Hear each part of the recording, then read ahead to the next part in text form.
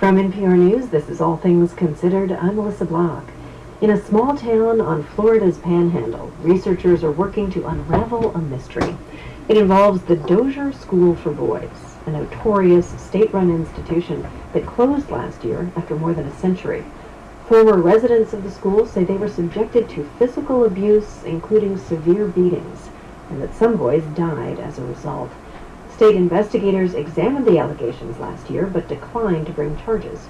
Now, as NPR's Greg Allen reports, a team from the University of South Florida is using science to determine how many boys are buried there, and if possible, who they were.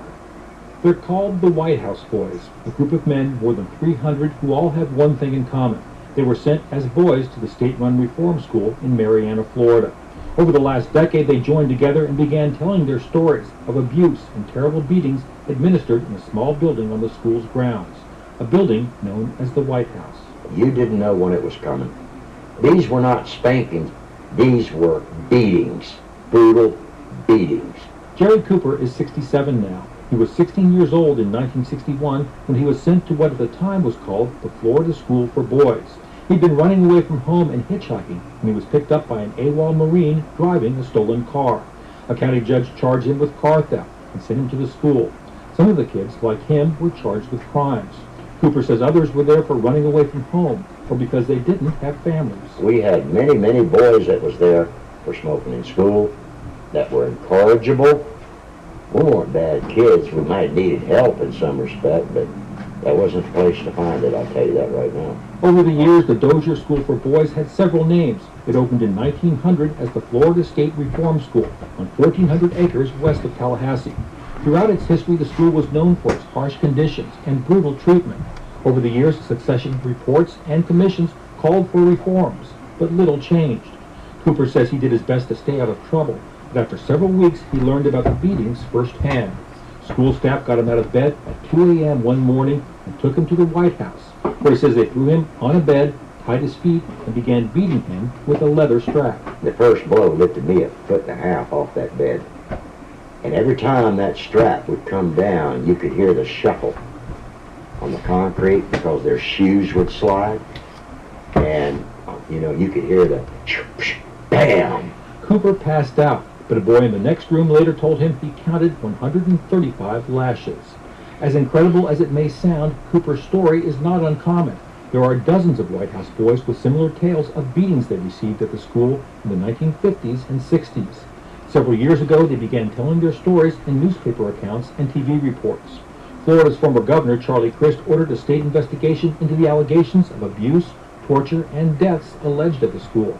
The Florida Department of Law Enforcement interviewed the White House boys and former staff, but said it couldn't find enough evidence to support the allegations. It all boils down to civil liability. They do not want anybody to be able to have factual evidence which would make them have to pay for these, what I consider to be crimes. Roger Kiser is a White House boy who helped form the group and who has written about his experiences at the school in the late 1950s. That state report also found no evidence indicating a staff member was responsible for any student deaths.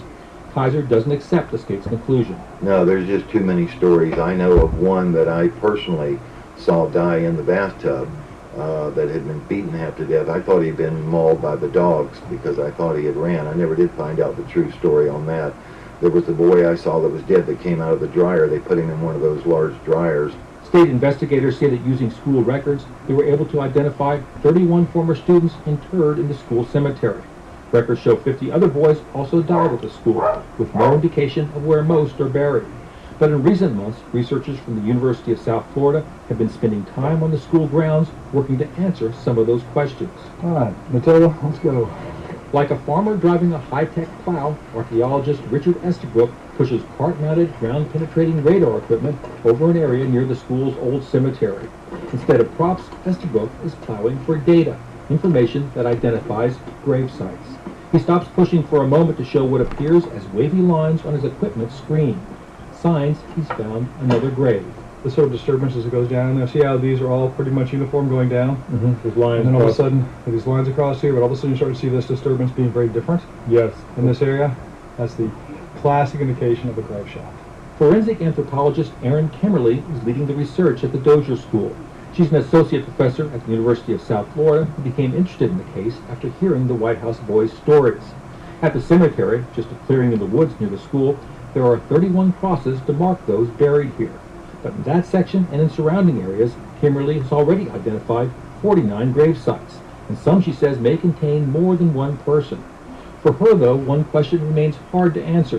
Why are there no records of where any of the boys who died at the school are buried? Yet, when you look at the state hospital, the state prisons, the other state institutions at the time, there are very meticulous plot maps you can reference. Or if you're a family member today, you can say, where is, my great aunt's buried, and they can show you exactly where. So, why that didn't happen here, I don't know, but that does stand out. Kimberly says identifying who's buried in the graves would require exhuming the bodies, something that can only be done if a family member of one of the deceased requests it. And that's where Glenn Varnado comes in. Varnado is a businessman from Central Florida whose uncle Thomas was sent to the school in the 1930s when he was 13 years old. A month later, he was dead. Varnado wants to exhume his uncle's remains and bring them back for burial in his family's graveyard. He's hoping Kimberly's research will make that possible, but he believes the cemetery where she's been working isn't the only one on the school grounds. In the 1990s, Varnado visited the school, at that time still open, and asked to see his uncle's grave.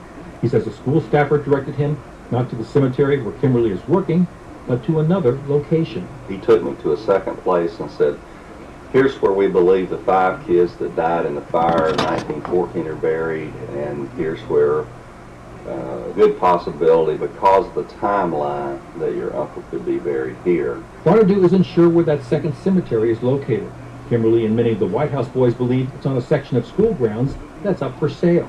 That sale, though, is now on hold. Last week, Varnado went to court and secured a temporary injunction that halts it until his uncle's remains are found. There's absolutely no question and no doubt that people that worked at that facility during the late 80s and early 90s knew then and know now that there are other places on the grounds of that school where children are buried. After blocking them for months, the state has now agreed to allow Kimberly and her team access to the rest of the school grounds. The White House boys believe Kimberly's work will help uncover the truth about what happened at the school. Eventually, they hope to receive an apology and compensation from the state of Florida for the abuse they suffered there. Greg Allen, NPR News.